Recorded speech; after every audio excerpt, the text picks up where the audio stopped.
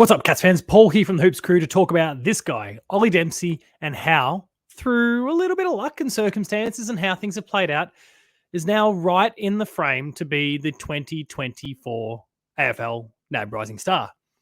And he really, highlighted that with his efforts this week against the Tigers, where he got 27 disposals and kicked 3 goals and was one of the best on ground by a long way. And it's kind of kicked off this conversation, I think, quietly in the background and mostly amongst Cats supporters so far, but I want to present it larger scale here and discuss in a bit more detail.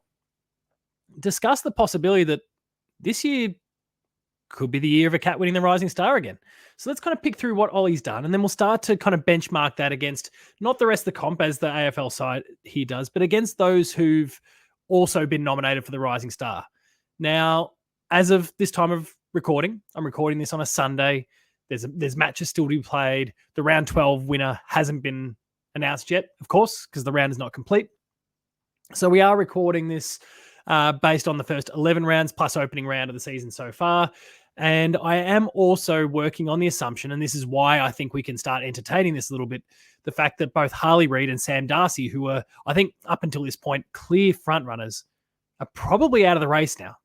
Both are very likely to be suspended off the back of different incidents over the course of the weekend. Again, as of the time of recording, we don't have a verdict for Harley Reid just yet. Sam Darcy's been offered weeks. And it's really fascinating to see where this is going to go, but also what this means for this year's winner. I think there's something to be said about the whole fairest component, especially because they were footballing acts. In both cases, they might have been misguided. They might have been a bit heavy-handed. But they were footballing acts, and so a bit like the Brownlow, where's the line? I think there's a conversation to be had there about who is and isn't eligible, but our current circumstances are what they are, and so we're going to explore what Ollie's done, and then we're going to start to compare that to the likes of Darcy Wilson and George Wardlaw and some of the others that have been nominated so far this year. So Ollie was our round 1 recipient, the first real round of football for the year. I'm not going to accept any of that opening round BS. He was the nominee for round 1. He was our nominee for round 1. He's our only Cat to have been nominated so far, but we haven't exactly debuted many up to this or played enough players with that little level of experience so far this season.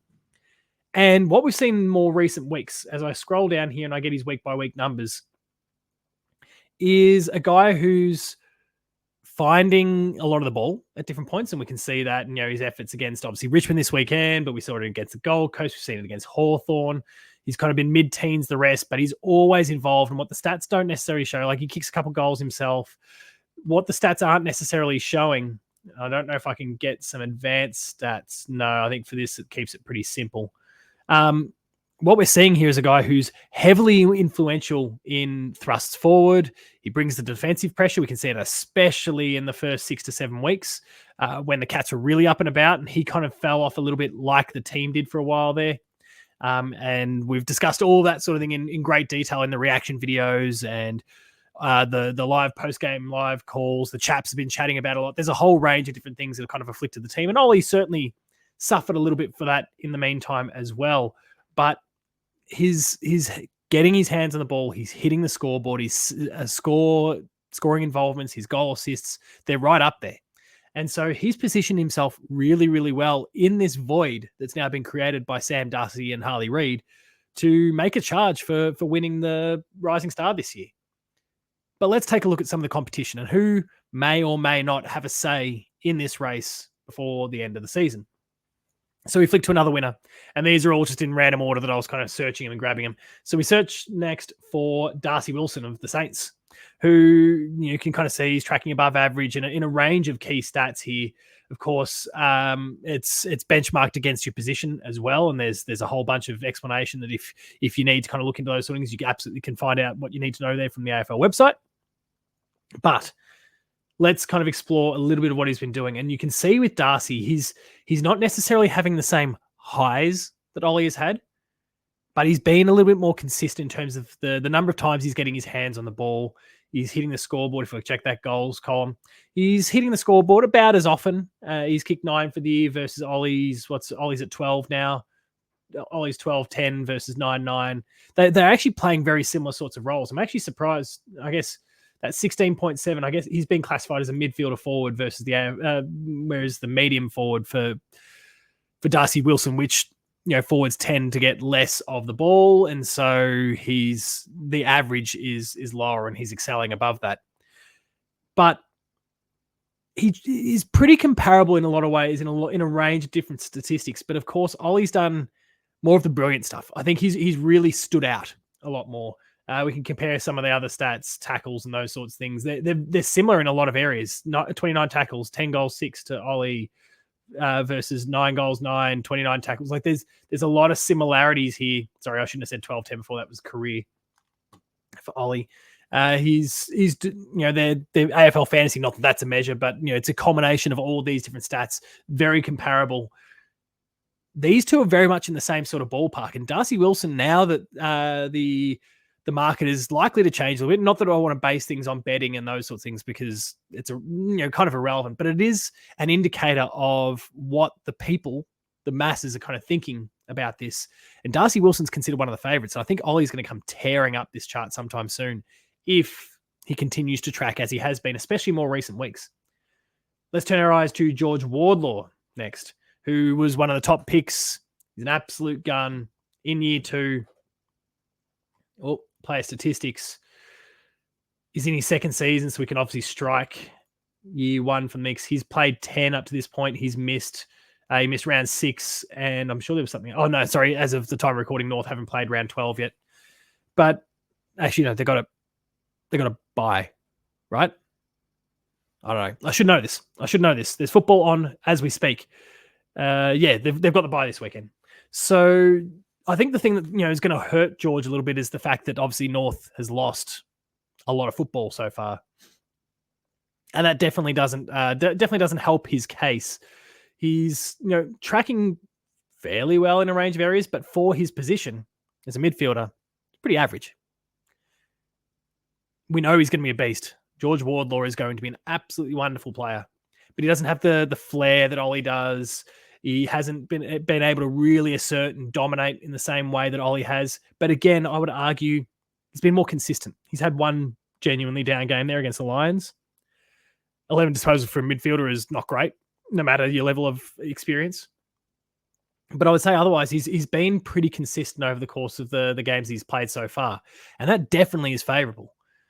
But I would say he's probably tracking a little bit behind Ollie in that space. But of course, he was a top draft pick, and so people are going to be noticing that. I think Ollie is going to have to be a slower burn. He's got a couple of years in the system. He's not necessarily at the forefront of people's minds anymore. But this could work out okay for him. Caleb Windsor. Now, as Cats fans, we're not loving Caleb Windsor at the moment. He did a few great things against us that cost us a win. But he's played 11 games for the season. And again, plays that very similar. Well, he's listed as a midfielder, but you've seen him playing a bit of mid. You've seen him playing a bit forward. He's the marking and the tackle pressure that he brought against us. That was his best game for the season. That was the week he got nominated, I believe. And can't argue with kind of what he put together in his game against us. But again, I think Ollie has him covered. He's the disposals lower.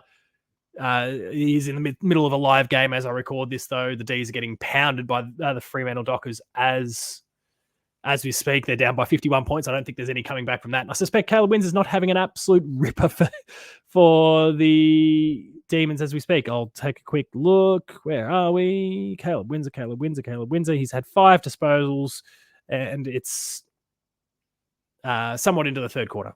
So I don't think he's necessarily going to be winning any major hearts with his output this week. And it does kind of match with a bit of a trailing away since that game. So I don't think Caleb Windsor is a massive concern. But of course, he plays for a team that is winning. Like he's playing for a winning team, a team that's winning more than they lose. And that's attractive. It catches the eye. You're more likely to stand out because people are more likely to watch that team play anyway. Even the selectors, there's that natural bias. Kai Lohmann next, who is one that hasn't really been on my radar for the most part this season. He's played 11 games. Disposal count's not overly high. Let's keep in mind he's playing as a medium forward. So again, very similar to Darcy Wilson from before and tracks quite a bit below Darcy Wilson, but he has hit the scoreboard a bit.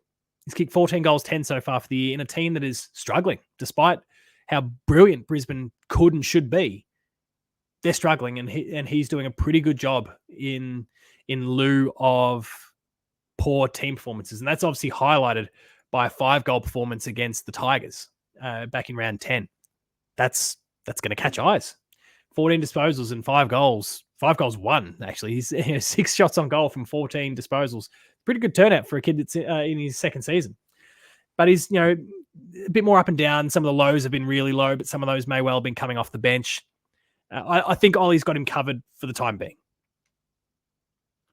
Riley Sanders is one that I genuinely thought at the beginning of the season would be a real front runner for it, but he's not necessarily been getting the game time. He's been a bit inconsistent. There's been injury, those sorts of things as well.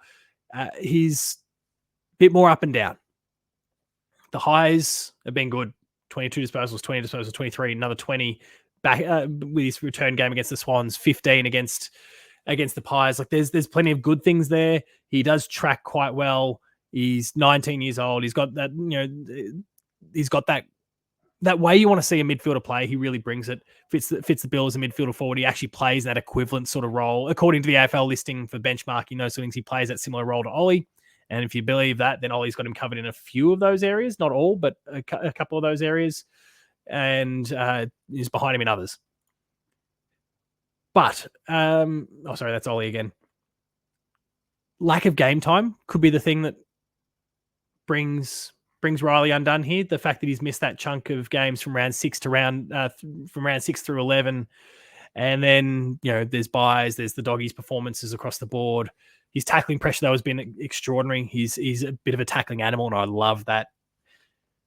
But again, Ollie does things that he doesn't. Where Riley's bringing that defensive pressure and laying far more tackles, Ollie's kicking goals. And, there's something to be said for a bit of balance there. So I think it'll be tight, between these two.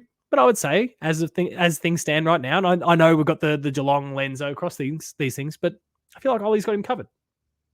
Matty Roberts was the round 0 nomination.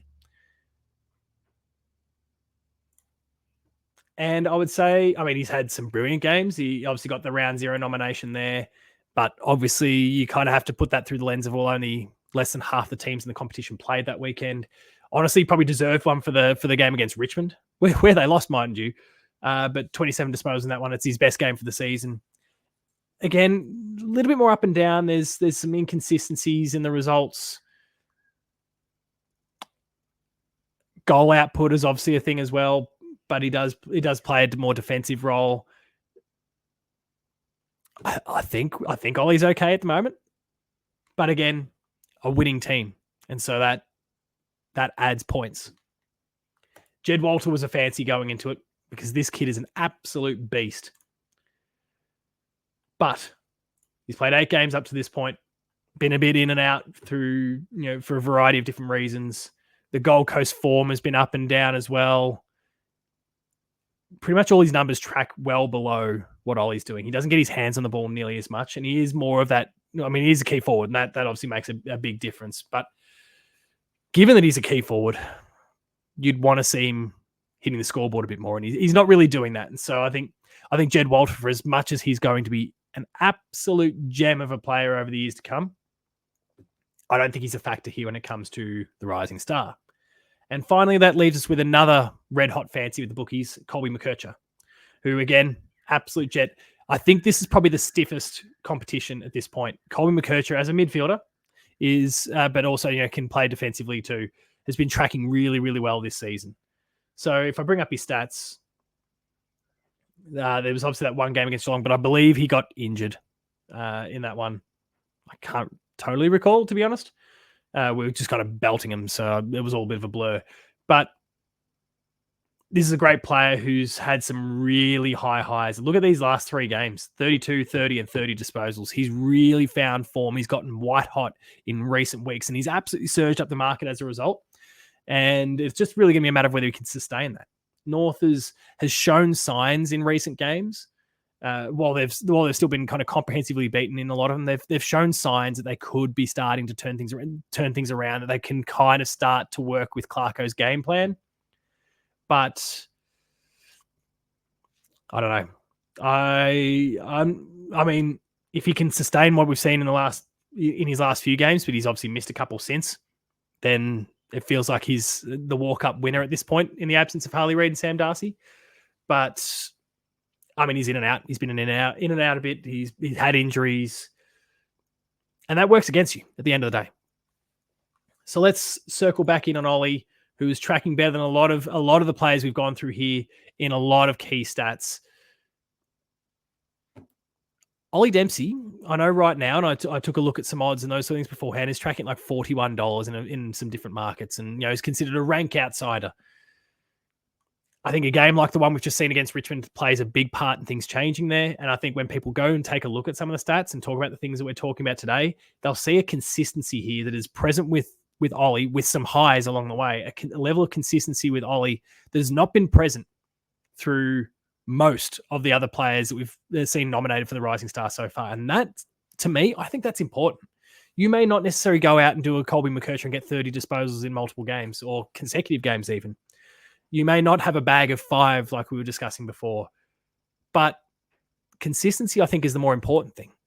I would argue that you can count on this guy who's based, in effect playing, well, is so inexperienced he was still eligible for the Rising Star. So young in age and so inexperienced, but comes out and is reliable. I think that's really important. Cats fans, neutrals, if you happen to be watching today, let me know what you think about all of the players that have been nominated so far. Who do you think may find themselves nominated for the rest of the year? Cats fans, if we see another Cat get a debut over the course of the season, let us know what you think about their prospects in terms of just getting the nomination in the first place. Usually the winner comes from the batch that's already been selected by this stage. Ollie's in that, and I think he's in it up to his eyeballs, especially if Harley Reid and Sam Darcy are gone. We'll wait and see what happens there. Cats fans, let me know what you think. Neutrals, let me know what you think as well. Ollie Dempsey, 2024 Rising Star. Sounds pretty good, right? Check out all of our content on the Hoops Crew. Visit the Patreon. Thank you very much to Valhalla Brewing for providing an amazing drop and being a sponsor of our show. We very much appreciate it. Remain Geelong strong, and I'll see you later.